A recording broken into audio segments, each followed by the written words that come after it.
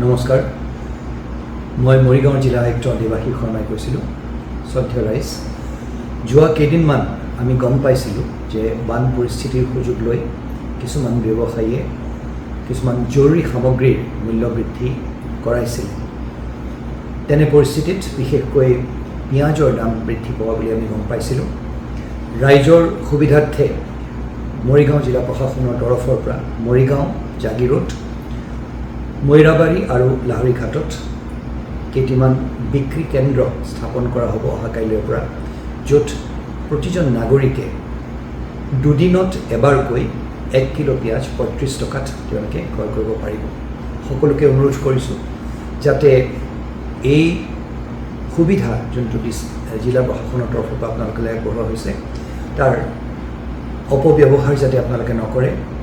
এনে এটি পৰিস্থিতিত সকলোৱে মিলি আমি যিখিনি পিঁয়াজ আমাৰ প্ৰয়োজন সেইখিনি আমি কিনাটো উচিত।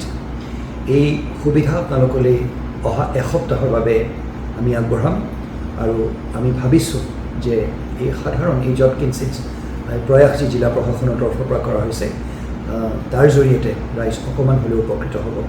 ধন্যবাদ।